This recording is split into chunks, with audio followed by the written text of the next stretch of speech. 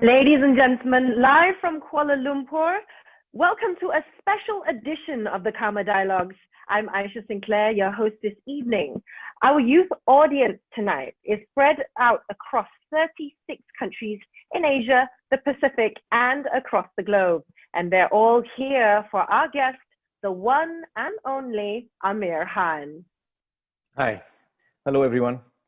I'm really happy to be getting this opportunity to speak with all of you and have this conversation. And thank you for inviting me. Absolutely. We're really looking forward to talking to you. We actually have a little introduction that is lined up, and we can't wait to show you that. In the galaxy of actors, Aamir Khan is a singular superstar. Newsweek has described him as the biggest movie star in the world. Just about anything he touches turns into a mega hit. Aamir exploded on the Bollywood scene with his debut film Qiyamat Se Qiyamat Tak.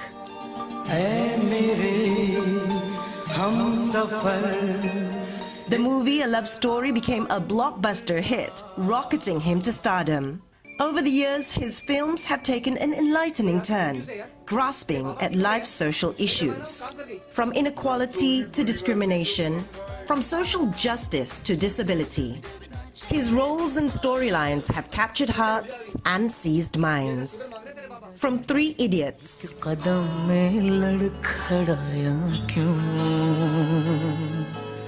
to Tare Zameen Par,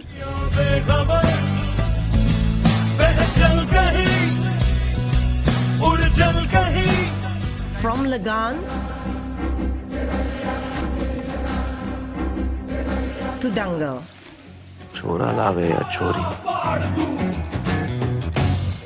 His films have won awards, global acclaim, and unparalleled success, setting records for being some of the highest-grossing Indian films and winning fans across the world.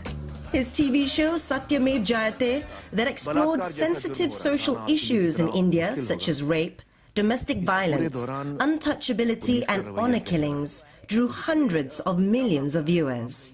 It pushed middle-class Indians out of their comfort zones and empowered them to engage in issues that echo across the country every day. The program motivated social movements and helped trigger amendments to laws and acts, as well as changes in policies.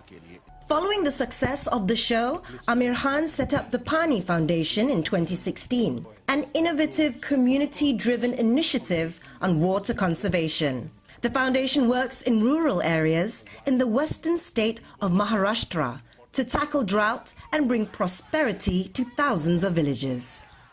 Come, be a Jal Mitra, work in the villages, do Shramdan, help a village. And I assure you that by the end of the day, you will realize that the village has ended up helping you.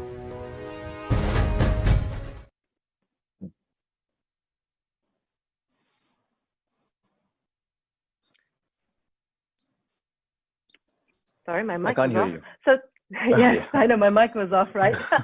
So today we have the opportunity to speak to Aamir Khan about the themes that we've touched on the Karma Dialogues. I'm really excited to listen to what Aamir has to say on leadership, motivation, and inspiration. Aamir is joining us from Mumbai. Good evening, Aamir. Hi, hello, good evening. Hi, how are you, Aisha? I'm doing good. Thank you very much. Thank you so much for joining us. I know you've got a really busy schedule. No, it's a pleasure. I'm so happy to have this opportunity to speak to all of you and to have this conversation. Thank you. So, a lot of people have tuned in to listen to you, to watch you. So they're tuning in from all over. I think the list of attendees is growing by the second. So let's dive straight into the chat, shall we? Now, a little bit about the Karma Dialogue. So this entire show came about to uplift people during this COVID pandemic. So I'd like to ask you, what are your three most significant lessons having gone through the whole COVID lockdown? Well,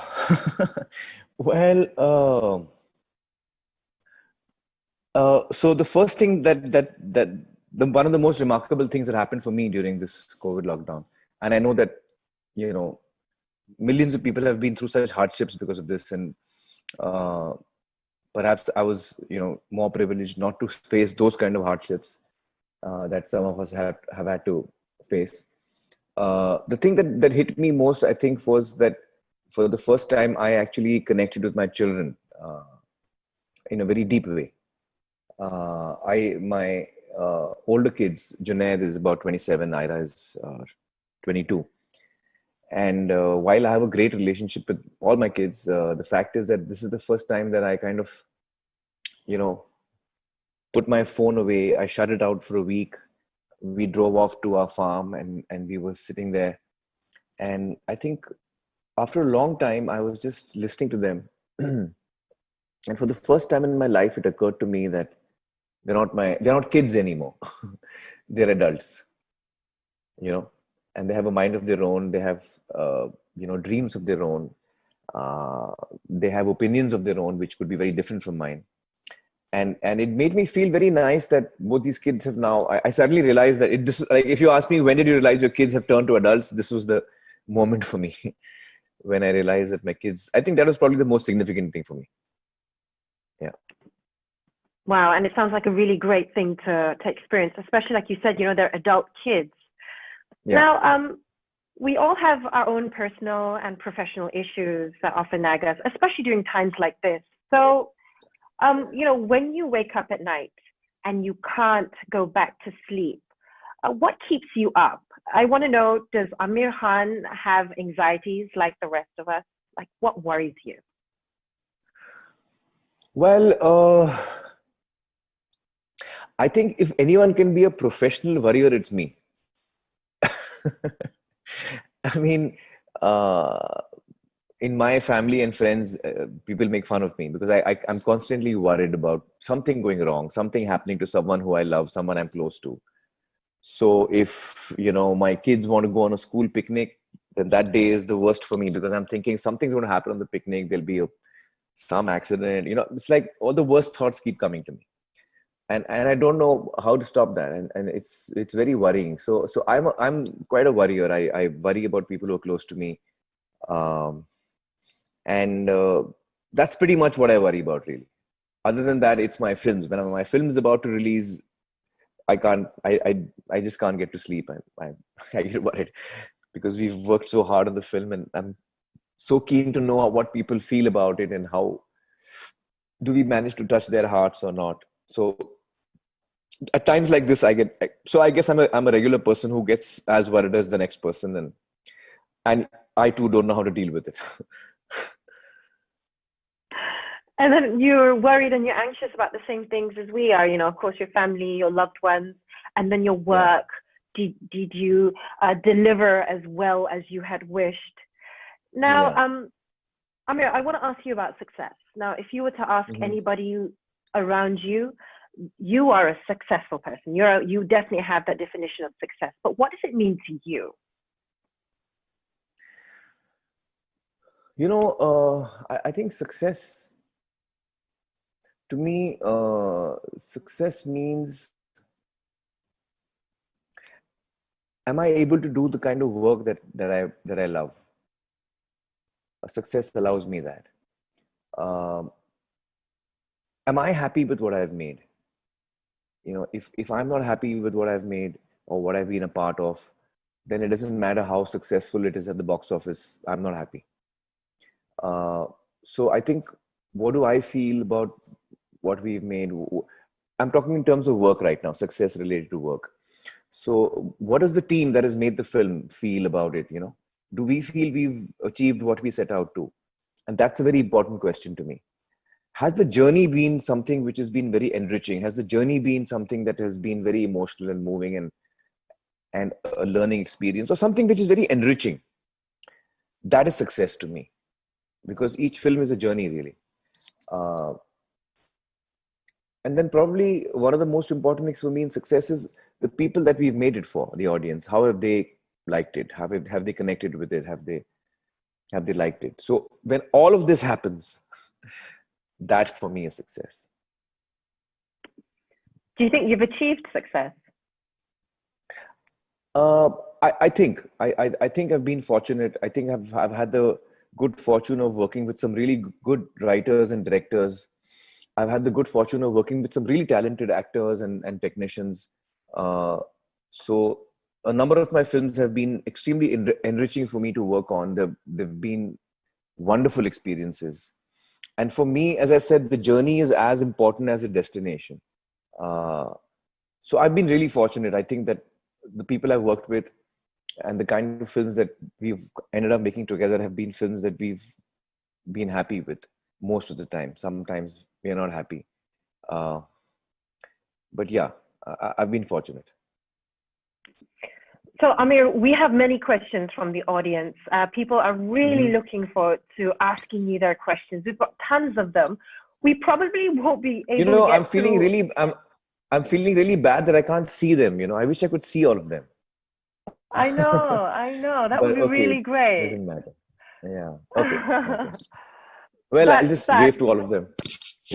You will be able to see a few, because you see how we've done this is, instead of me asking you the questions from the audience, we've gotten them to record, and send in the questions. Their questions to you. Okay. So you can actually see the face of the person who's asking that question. Okay. And talking about that, Aamir, we've got the first question ready for you. Hi there, Aamir. My name is Avi and I'm from Sydney, Australia. I'm a massive fan of your work. My question for you is, 11 years on from the smash hit 3 Idiots, do you think parents' expectations for their children's careers have changed for the better?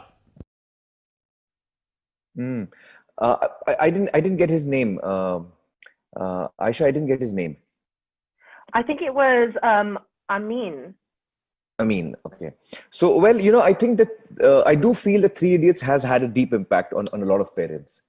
I wouldn't say it's, completely changed every parent, certainly not. But I've met tons of parents who certainly have felt that, maybe they've been too hard on their kids. The kids have also felt like they can assert themselves better. So there has been a change, I think, after 3 Idiots and even after Tare Zameen Par, both films on education. And for any change to happen, it is gradual. Nothing just snaps and changes overnight. Change happens over time. And I think that certainly films like Tare Zameen Par or 3 Idiots have contributed to that change towards parents getting a little more sensitized towards their kids. Kids also getting a little more sensitized towards themselves and this whole life of education that we go through, as kids. So I think both these films have had an impact. But I don't think it's changed completely or anything. It's a process. Hi, Aamir. Yeah, like you said. I'm Yani from Malaysia, and here's my question.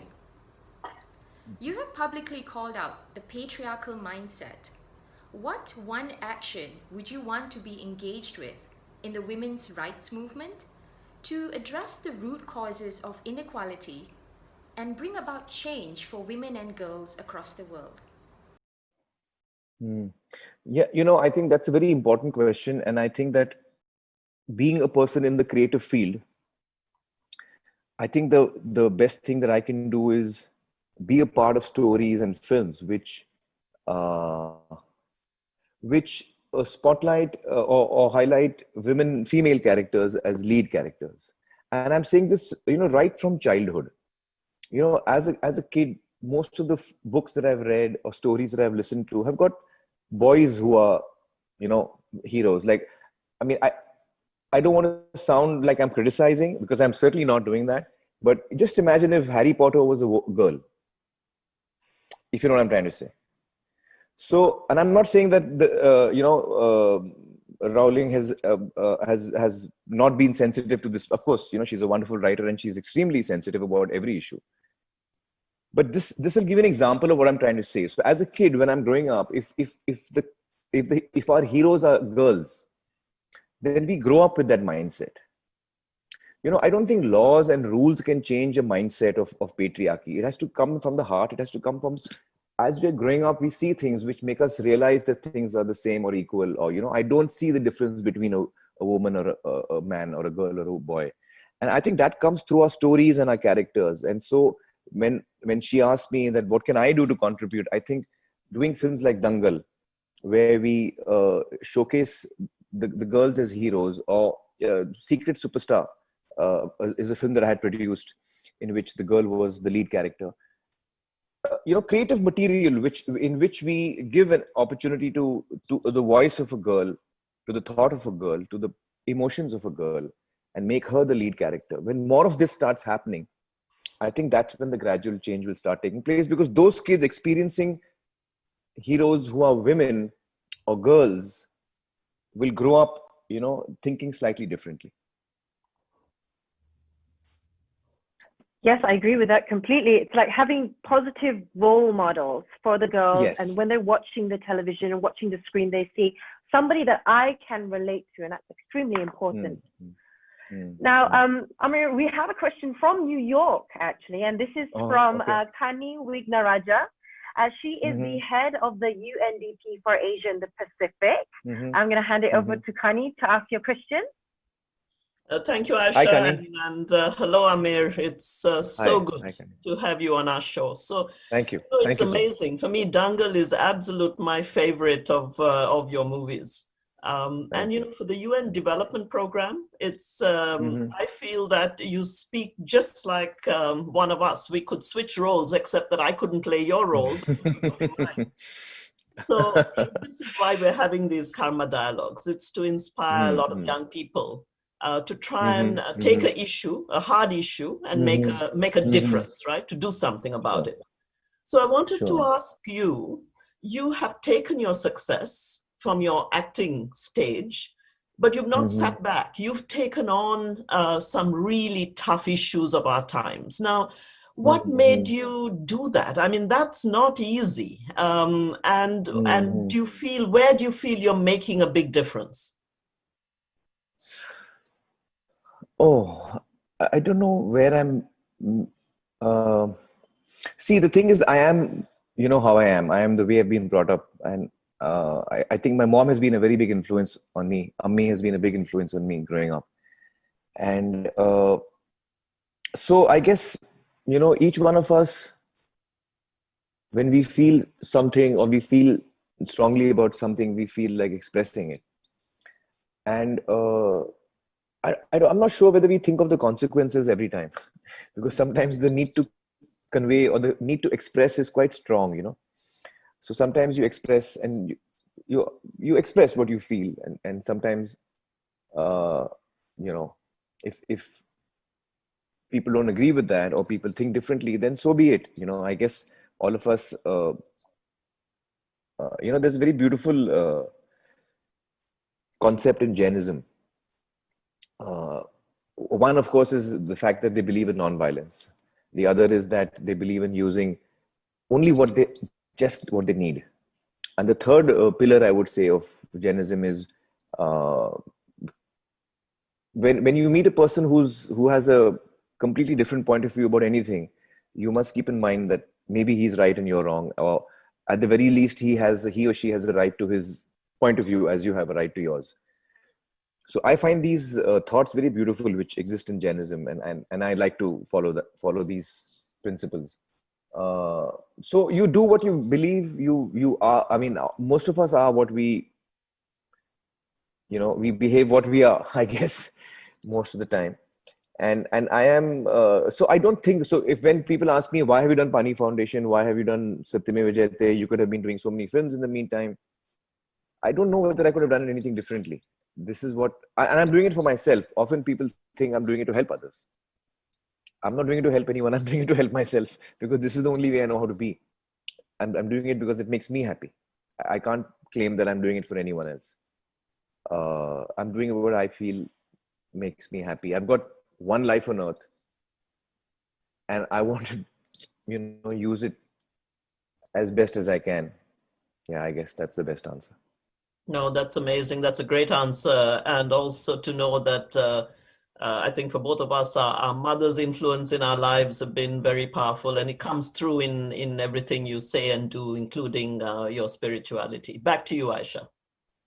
Kani, I want to narrate an incident which had a very deep impact on me when I was a kid. This is to do with my mother. I used to play a lot of very competitive tennis when I was a kid. I was a ranked player in the state and all of that. And she knew how excited I was about the game. I used to, play 5 or 6 hours a day. And when there was a tournament, I used to be very excited. I couldn't sleep at night. So when I would come back after a match, she would be waiting for me to ask, did I win or lose? Usually I used to win, so my answer would be, I won. One day when I came home and she asked me, did you win? I said, yeah, I won. She gave me a hug and we were sitting down to have a cup of tea. I was 11 or 12 years old. And she suddenly started speaking her thoughts, what were coming to her. And she said, you know, the boy who just lost to you today, he would have reached his home right now. And his mom would have asked him the same question. Did you win or lose? And he would have told his mom that he lost. So right now his mom must be feeling bad. So my mom was thinking about that and I was just zapped looking at her. I was like, she's not even seen the kid I've played the match against. She has no idea who that kid is. She doesn't know his name. She's thinking about his mother. So her ability to be sensitive to some other person's feelings who she has not even met in her life, that really hit me hard, if you know what I mean. Yeah. And for the first time, I mean, I was like, did I make a mistake by defeating that boy? Suddenly I felt very bad to begin with. But what it changed in me was that the next time I went for a tournament or I went for a match, when I looked at the kid in front of me, I suddenly looked at him as another human being, as opposed to an opponent I'm supposed to defeat. Now that was a big difference, actually. You know, suddenly here was another guy like me, he was a kid like me, and, you know, I wanted to be warm to him, and we play the game. Whoever wins, wins. It's okay. But at least I can connect with him. So I think she's had a very big impact on me. See, this is a story that happened when I was 11 or 12. I still remember it. I'm 55 now. So I think she's been a big influence on me. And, you know, her ability, all of us have got different intelligences, you know. Reading and writing are only two of them, on which most of our IQ tests are done. But for my mother, for example, has the intelligence of being caring. It's a very rare intelligence. You know, she has the ability to care and be sensitive to other people. And it comes instinctively to her. No, thank you for sharing that. I think if most of us can behave and think in that way and see people in that caring way, I think even those we take up against, issues we take up against, I think there's not going to be this much conflict around us. Sure. So thank you for sharing that. Back to you, Aisha. Thank you, Kani. No, and I completely agree with you too. If we were to just, agree that we have differences and respect that opinion or that difference or whatever, right? And, you know, it humanizes everyone that we're with. Now, you know, we still got so many more questions for you, Aamir. I wish I could be the one asking you the questions, but they're like, no, Aisha, we got to give the chance to everyone else. So we have another question for you, and this one's from the audience. Let's take a listen. Hi, Aamir. I'm Riza. I'm currently in Mindanao, Philippines. So people will say that to become a successful entrepreneur, you have to have good connection and work hard. You are an actor and an entrepreneur. So what advice would you give to young people who come from poor communities that neither don't have the money nor the connection? Mm-hmm. You know, Lisa, I think her name is. Lisa, what you said is something is so important. I'm glad you brought this up. I personally feel that one of the most important things and the things that really stand by us is the connections and the relationships that we make. When I say connection, I'm not using it in a bad sense. I'm saying when you connect with a human being, when you form a relationship with a human being, these are the things that you know stand by you.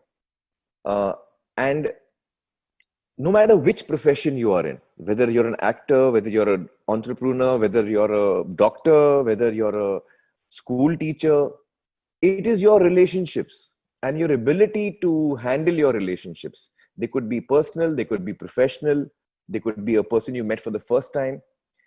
How you deal with people and how you connect with people is going to decide how successful you are finally in life or not. And I'm not saying that you need to, artificially praise somebody. That's not what I'm saying. I'm saying the ability to connect with people, your ability to connect with another human being honestly, and create a relationship is what will stand by you. This is what I tell my kids. And it doesn't matter how successful you are, or how powerful you are, or how rich you are. Each one of us needs to have those connections. Whether I'm a rich man or a poor man, whether I'm a successful man or an unsuccessful person, it is me and my relationships which hold me and make me what I am. And so I think that is important no matter what walk of life you're in. And I can't, express enough. It doesn't matter how good a physician I am. It doesn't matter how good a lawyer I am. But if I just can't connect with people, it doesn't matter. So I think that's something that we can all work on in our own little way. I've always felt, for the longest time that, the big happinesses in life, all of us are chasing the big success in life. I want to be really successful. I want to be really rich. I want to be really popular. Or I want to be the best in whatever field I'm in. All of us have these dreams, and it's good to have that. I'm not saying it's not. But these are the big happinesses in life. Some of us get them, some of us don't. In fact, some of us get them, most of us don't. But what is actually affecting our life is not these big successes. It is the small successes in life, the daily successes in life. How you have made someone feel nice. How you've made your daughter, feel that you love her a lot. How you've, connected with your mother, how you've helped somebody, how your friend has felt when you've called up and said, how are you doing?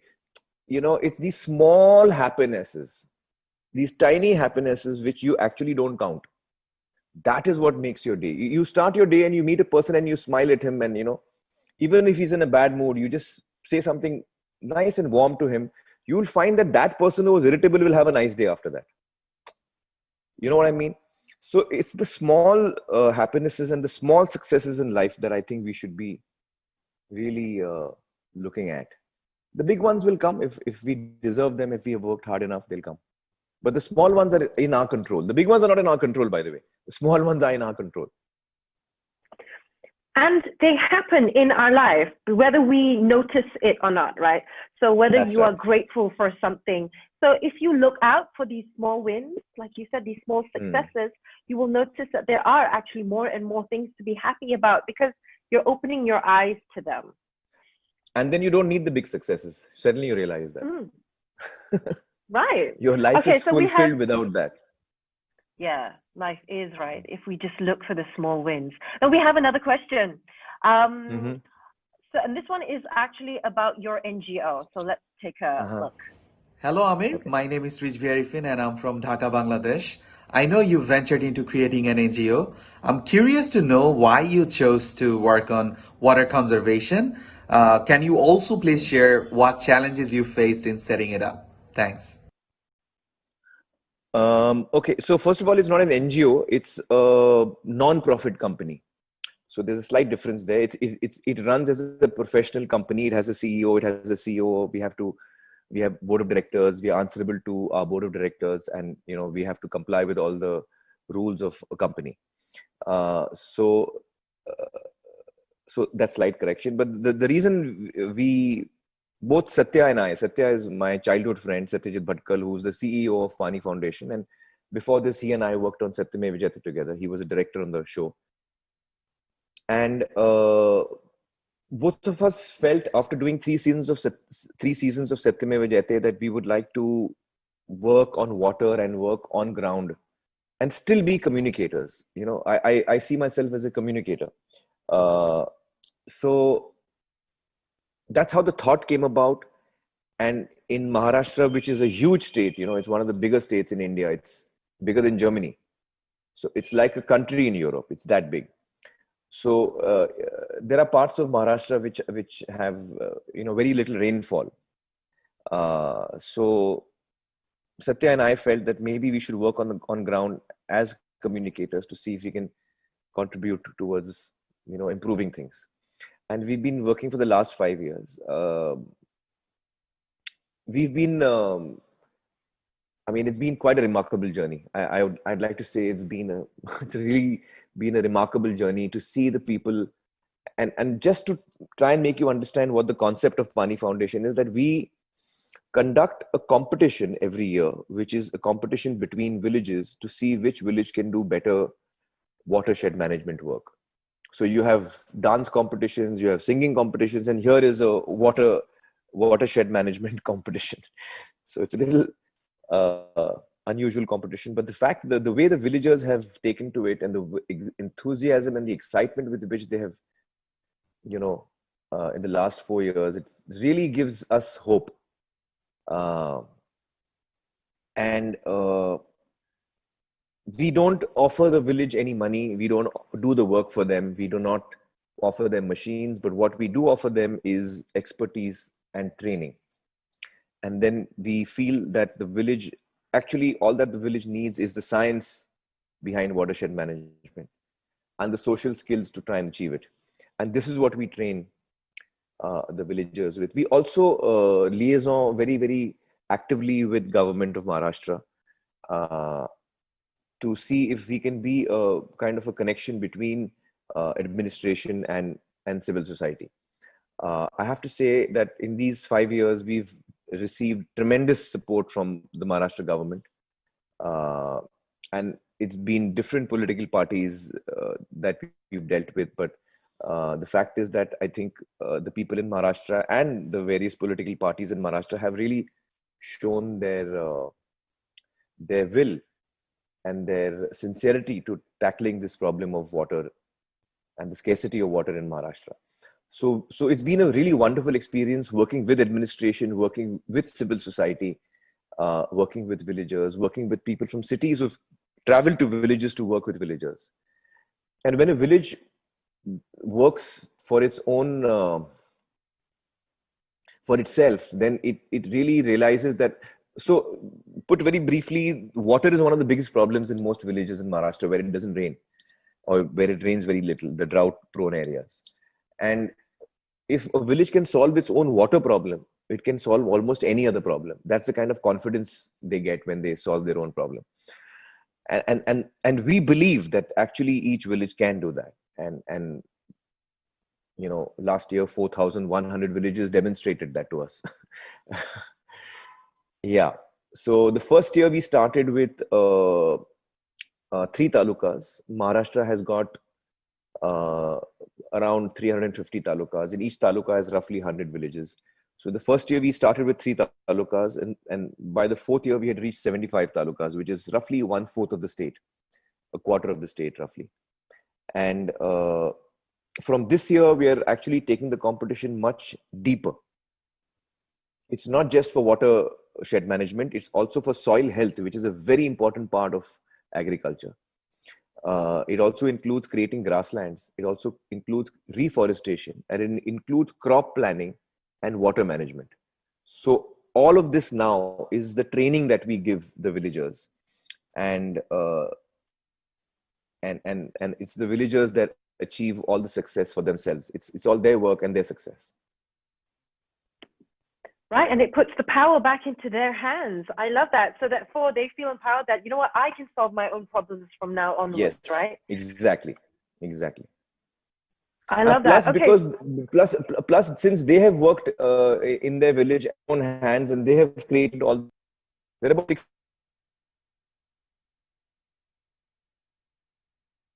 years in what. One of the thoughts that Satya and I had is that all of us have a very good sense of what we own, and we look after what is ours very carefully. So if it's my cupboard or my bookshelf, I look after it well. But the moment we come into public property, public spaces, we feel that this is not ours. We feel that this has to be looked after by the government or by the municipality or by the mayor or someone. It's not ours. So if there's a road being dug up to lay some pipes or some cables, I don't even bother to find out what is happening, why it is happening, how many days it will take, what is it going to cost, is the work being done properly? But if I hire a carpenter to make a cupboard in my house, I will ask him 10,000 questions. What is it going to cost? What is the material you're using? How many days are you going to take? If you go over by 2 days, I'm going to fine you, or whatever. I mean, so because you feel it's yours. You own it. That road I don't own. But the fact is that road is also mine. I don't realize it. So what we have done in Pani Foundation is that actually we are trying to teach you how to make the cupboard. We're taking it one step further. So you are making your own cupboard. Now, if there is a screw loose or if there's a hinge which has come loose, you know how to repair it because you've made the cupboard. Now you use it with a lot of pride. You look after it with pride. So when a villager makes the watershed structures, in the watershed, he or she has spent hours, sweat, blood to make that. It's theirs. They own it and they're proud of it and they look after it. If you know what I'm trying to say. Oh, absolutely. And it makes it more sustainable too, because you see, they're the ones who are, owning it and creating it and fixing it. Now, we have another question. This is also from somebody in the audience. Hi, my name is Bormai from Phnom Penh, the capital city of Cambodia. Since 2014, I have watched your movie for more than 5 times, and I would like to say that it is the best comedy and social commentary. And today I'm very honored and happy to ask a question to you. So since you have a lot of failures and drawbacks in your life, and I would like to know what is the hardest experience and how did you deal with it? Oh, what is my hardest experience? I don't know. That's a tough question. I don't know how to answer that. Well, I guess probably the toughest thing for most of us is ourselves, is what I feel, Understanding yourself, having the patience and the honesty to understand yourself. And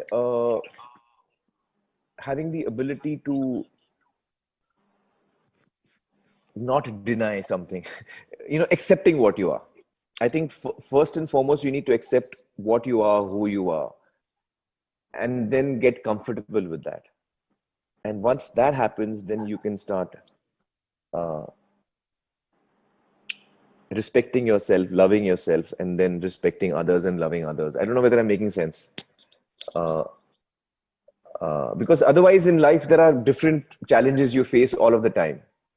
But I think the most fundamental one is understanding yourself and coming to terms with who you are and being comfortable with that. If you know what I mean. That's probably my biggest challenge.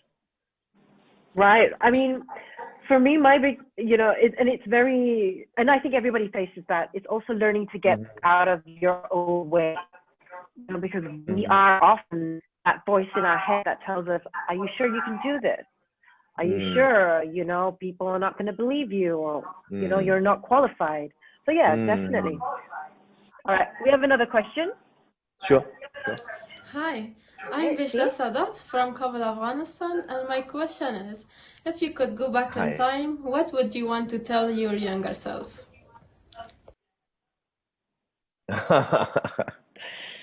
Oh man, what would I want to tell my younger self?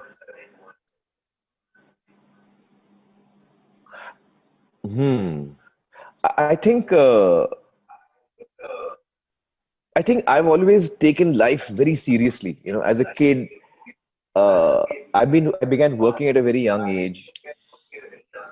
So I would tell myself, my younger self, that take it easy. Don't take life so seriously. You can chill a bit, because I for the longest time, I'm 55 now, but I think for the longest time, I've been someone who's very hard on myself. I've been someone who's been hard on others. I've been someone who's been very unforgiving of people's shortcomings and my own. And then it took me a while to realize that, that's not nice here. People are different. People have different abilities. People have different personalities. They have different strengths. And just because you're better than someone in any one thing doesn't mean anything really. It doesn't give you any extra credit, or, you're not a better person because of that, if you know what I mean. So I feel that it took me time to realize that I need to just ease off. So if I could ever meet my younger self, I would say, I wish I could reach this stage faster, get a little more sensible faster. Or differently put, maybe I would not tell my younger self anything, because I think it's nice to learn as you go along, and each one has their own moments of learning, and only when you're ready to learn something do you learn it. Doesn't matter how many times people tell you that. So if my older self told my younger self something, the younger self probably wouldn't take that advice and say, listen, you handle your life, let me just live mine.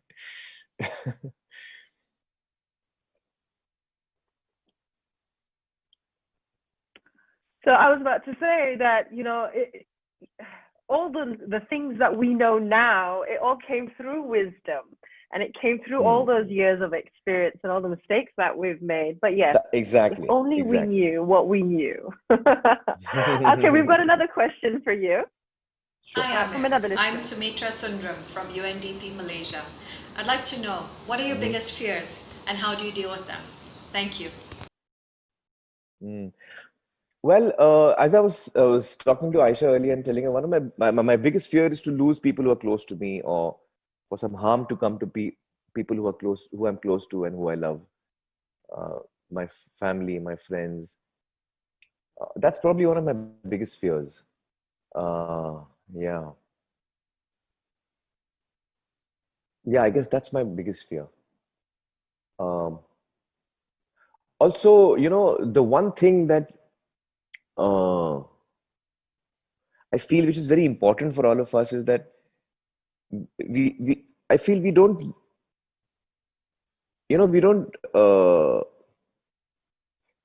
consciously think about the fact that we have this one life on earth, and it's temporary. It's not permanent. There is an end date to it. But we live as if there is no end date to it. You know?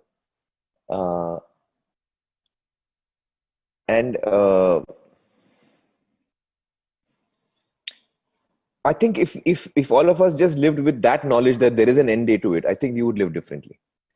If we could just remind ourselves every morning that what if today is my last day of my life? How would I live it? You know? And that might change. What was the question, by the way? Did I just veer off somewhere else? I got distracted. What are your biggest fears and how do you deal with them? Yeah, no, I think my biggest fears are about you know, people who are close to me.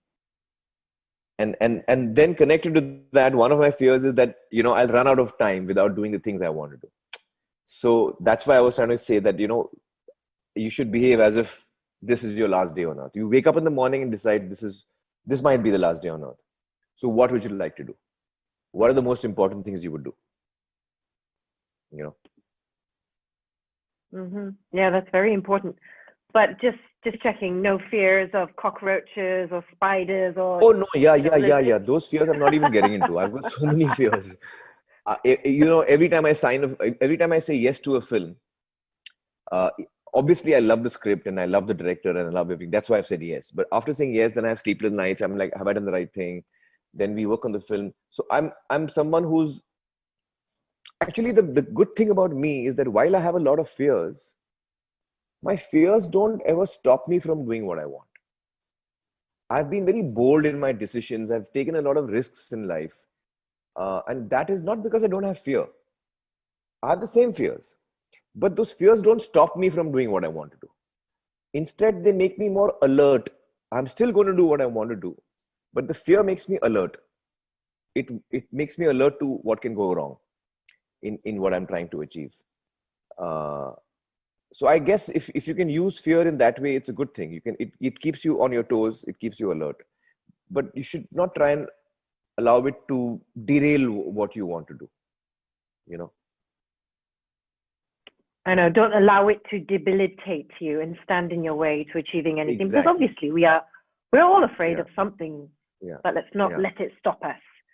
All right. Another question. Let's see who this is from.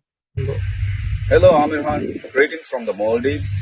My name is Maluk. I'm the Minister of Youth, Sports and Community Empowerment. As a superstar, you can influence the communities very easily. What's your message to the common people? How could they influence our communities to do social good? Thank you.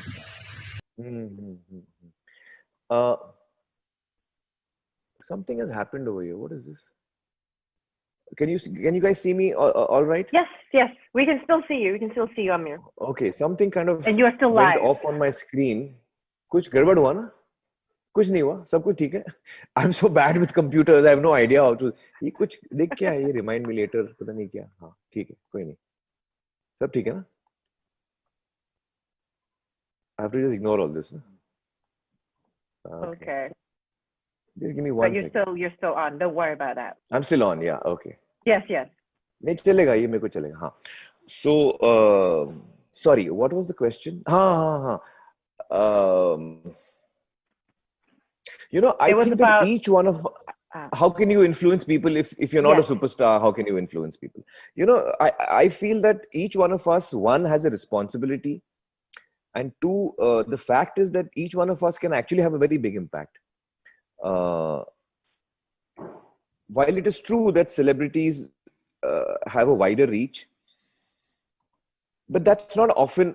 But often that's not. You know, the main thing is when you feel strongly about something. When you feel strongly about something, it doesn't matter who you are. It doesn't matter how powerful or how not powerful you're considered by society. I mean, you know, single people have changed countries and societies. You know, when they feel strongly about something, you may not be anyone, but you can change. So I personally believe that when you feel strongly about something, and communication and exchange of ideas is very important. So you must always do that in your own small circle, whatever your circle is. Your circle may be of 5 people, 10 people, 100 people, 1,000 people. It could be anything. But do not ever feel that just because I'm talking to 10 people, I'm lesser of a influence. Out of those 10 people, you might be talking to a Mahatma Gandhi. Out of those 10 people, you might be talking to someone who becomes a Mahatma Gandhi. So your influence, you don't know where it can, what you can influence eventually. So I don't think you should be looking at it that way. You should do what you feel, and you should try and help people, and then leave the rest. You know, each one of us should do the best we can. I also find that when it comes to influence, you know, within your own smaller circle, because they know you so well, you have actually a bigger influence on them than as, you know, an influencer, a star where, and you know, okay, yes, you will be inspired, but do not discredit that influence you have on your small circle. Yeah. All right. Yeah. We have one more question, and this is also from the audience, and then I get to ask you a question. Let's see this one. Oh, sorry. You know what? No, this is my chance to ask you that question. Okay. So we're going to go straight to that. So because we're at the near end of the show, so this is the final one. I'd like to know if you have if you've had any moments in your career where you felt that you wanted to quit acting, that, you know, this is it, I'm done, maybe you want to try something else.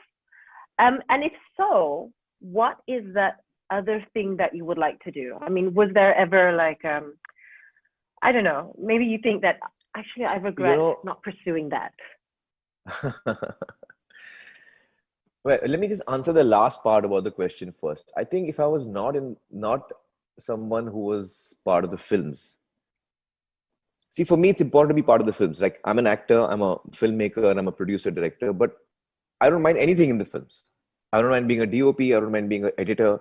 This is my world. I want to be in the films. So if I had not been in the films, what would I have been? I think if I had not been in the films, I would have been someone who's trying to be in the films. If you know what I mean. Because this is my world.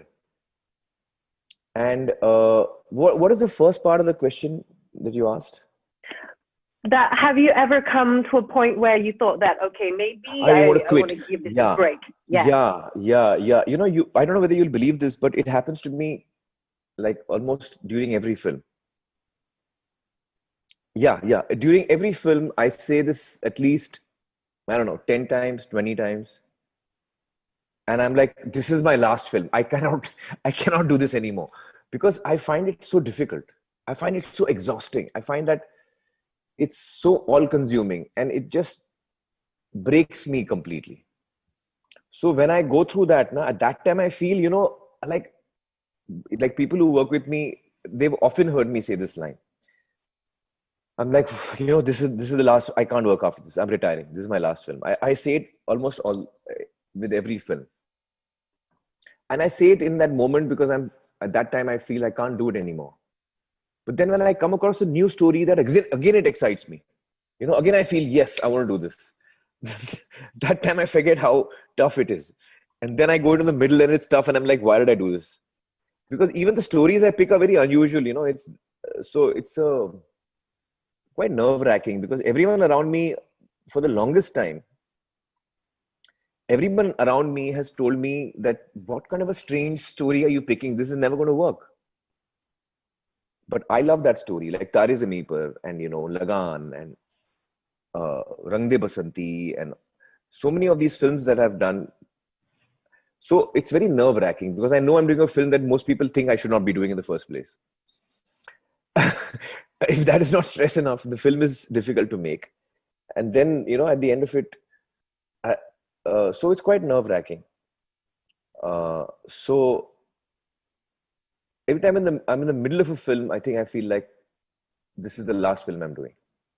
So that it happens to me very often, to answer your question.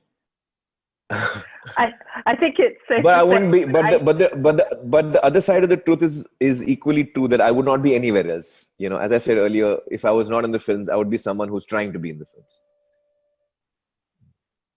I think I speak for everybody when I say this. We're glad you haven't followed through with that thought and retired. Okay, Aamir, you know what? We could go on chatting the whole night. This has been really enlightening and such great fun. As they say, all good things must come to an end.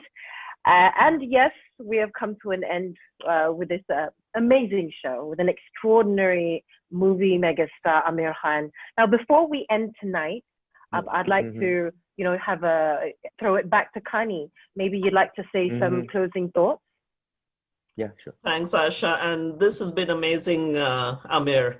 I think my family, both my immediate family and my larger UN development program family, are so pleased to really see this side of you. We've all watched your movies. We've seen the amazing influence you have through your movies. But I think there is, as you said, even in this individual space, a much more personal space. You are now engaging with, I think we've got now even over 40 countries online and so many. And I believe they're all kids. Huh? I think I was told they're all kids mostly.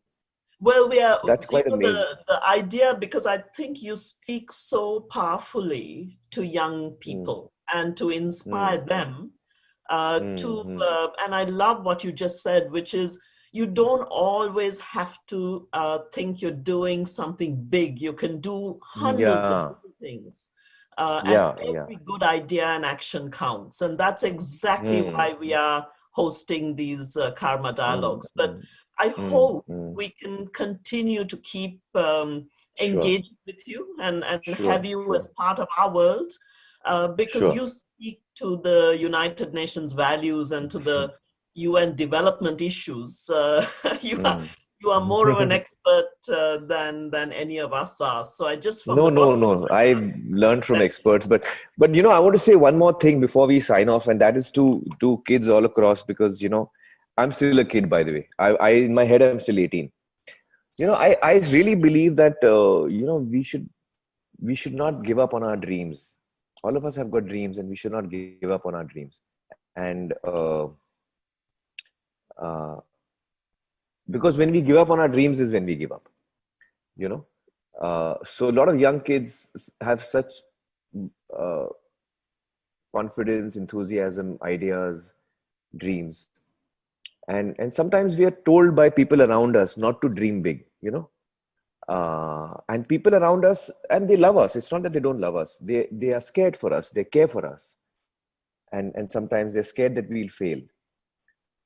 Or sometimes people just don't believe that you're, in your dream.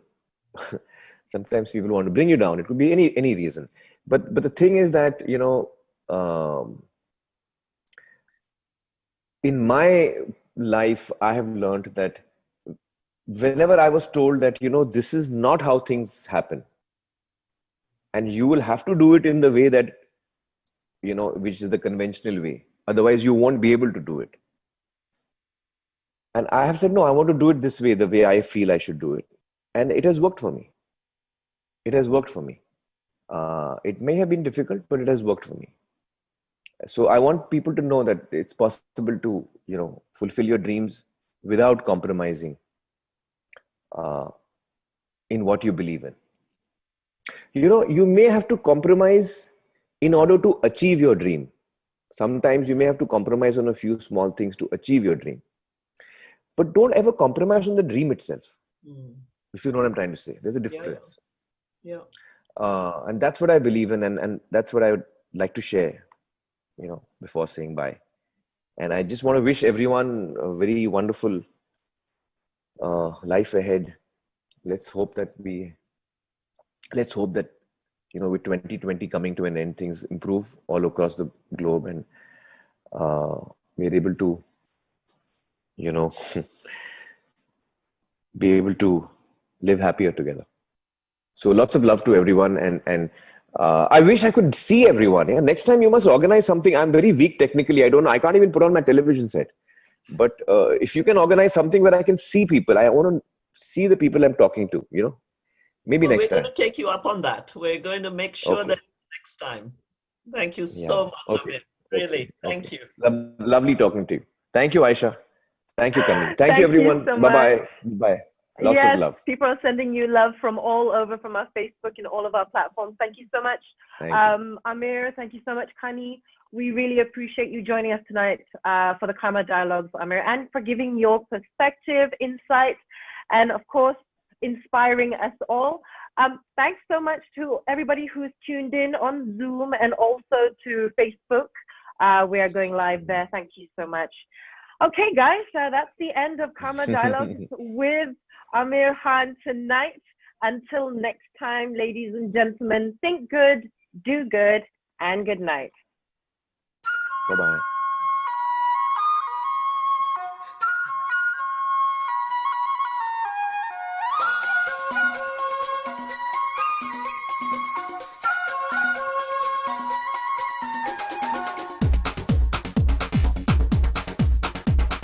देखो देखो क्या वो पेड़ है, चादर ओढ़े या खड़ा कोई।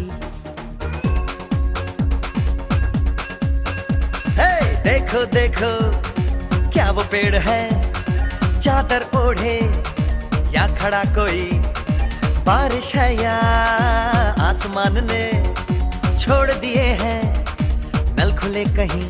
हो हम जैसे देखें ये जहां है वैसा ही, जैसी नजर अपनी खुल के सोचे आओ, पंख जरा फैलाओ, रंग नए बिखराओ। चलो चलो चलो चलो नए ख्वाब बुन ले।